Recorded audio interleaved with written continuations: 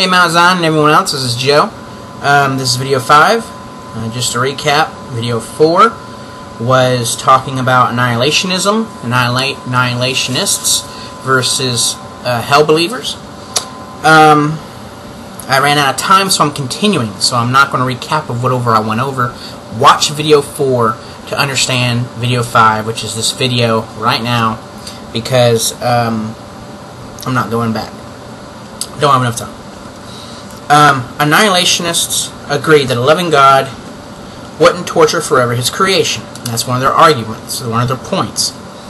Revelation 20:10 states the opposite. It states that He would allow torment forever on His creation. Some, and this is where you can help me out, Mount Zion, if you are one of these or not, annihilationists believe that God will torture the devil and his demons forever. But they too are His creation. So do you believe that? Since they are His creation, and we are His creation, if He tortures one creation, He's not going to torture another? He's not a respecter of person. Scripture states. Now, He's not going to torture us, but He will allow us to go to a place of torment if that's where we choose. Like I said in video 3, I believe it was, He has the door open, wanting us to go in, but He will let us walk by and walk into hell if that's where we choose to go.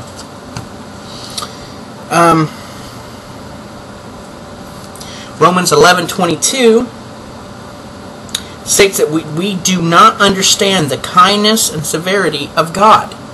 He is so great in kindness and so great in severity, we can't completely understand it in our tiny, pathetic, mortal minds. So to try to argue that God is so good that He wouldn't, and if He did, He would be a monster, is categorizing and limiting God and putting Him in a box, in a way. You may disagree with this, but I don't see how you could disagree with the logic that I'm using.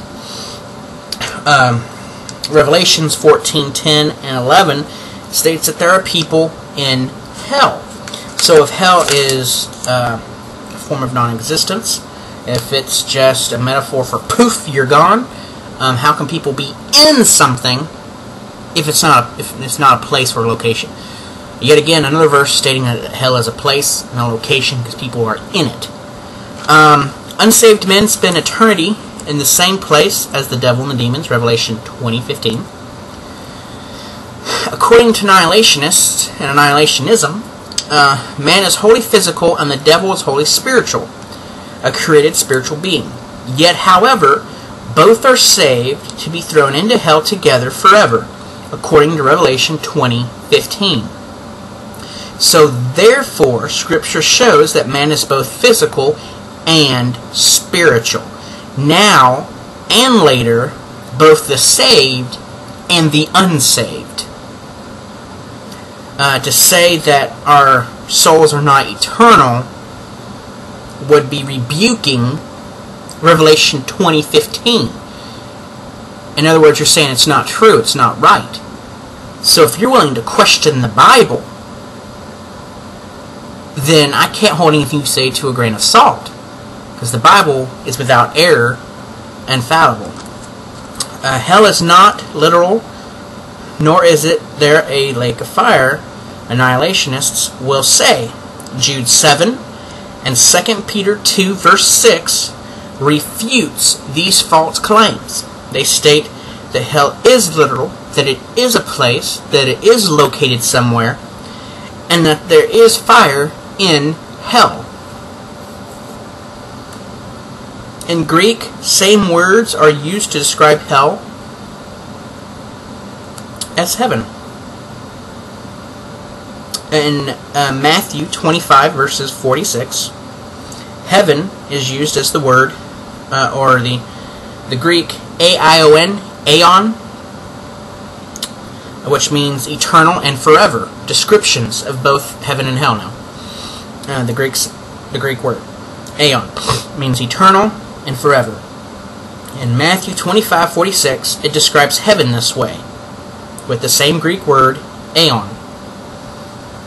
Hell in 2 Thessalonians 1:9, Matthew 25:41, only 5 verses before the heaven verse, and Jude 13 uses this exact same Greek word, aeon, to describe hell's eternal forever.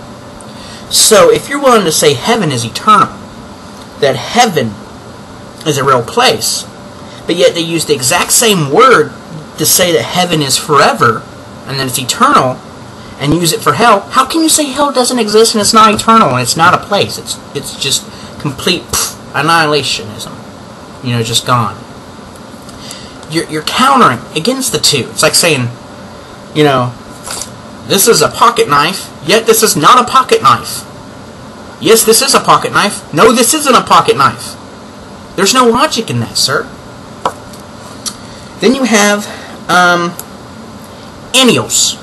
A-I-O-N, just like the first word, A-I-O-N-I-O-S. It's added on to it. It means eternal, forever and ever. For heaven, you find this in Luke 18:30. That is the Greek word used to describe heaven. Also, it is found in Revelation 14:11 and Revelation 20:10 to describe hell. Heaven and hell are both described as eternal, forever, and eternal, forever and ever, with the exact same word in definition. So if heaven is a place that we get to go to, which you state, then hell has to be a place we go to as well. Because to refute hell, you refute heaven.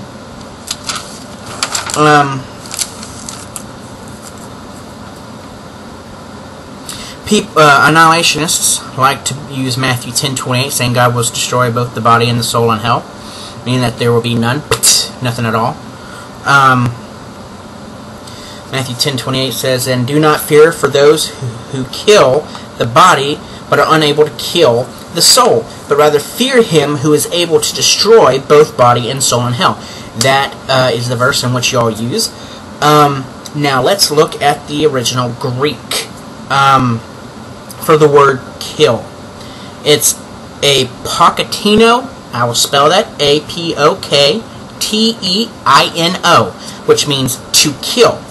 And then you got aplumni, A-P-O-L-L-U-M-I, means to destroy, or not to destroy, to suffer, destructional suffer. And now these are the verses which use aplumai.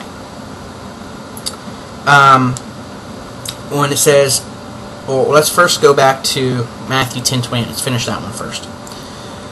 "And do not fear those who kill," apokakino, to kill, "the body, but are unable to kill," apokakino, "the soul.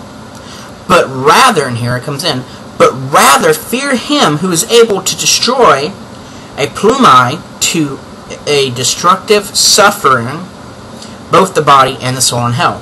It says that you will have a destructive suffering. Your body and your soul in hell, your spiritual body. That means the worm that eateth you, that you never, that you never die, but it never dies. That's, you're being destroyed, but you're continuously always there. A destructive suffering.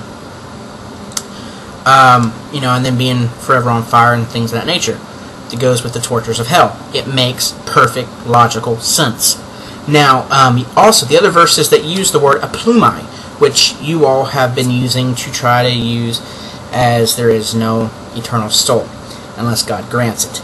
Matthew 9:17, Matthew 10:28, Luke 15, verses 4, verses 6, and verses 8 through 9, Matthew 15, verse 24, Mark 2:22, Matthew 10:28, Luke 15, verses 24 and 32, John 6:27, and 2 Corinthians 4:3, 2 Thessalonians 1:9 shows that hell is a banishment, not an annihilation. You get banished to hell. So how can you get banished into nothingness? Something to think about. I'm going to go more into that in video 6. It says I got 15 seconds left. So, a lot again, a lot in a short time, but very worth it. I'll see you in video 6, Mount Zion.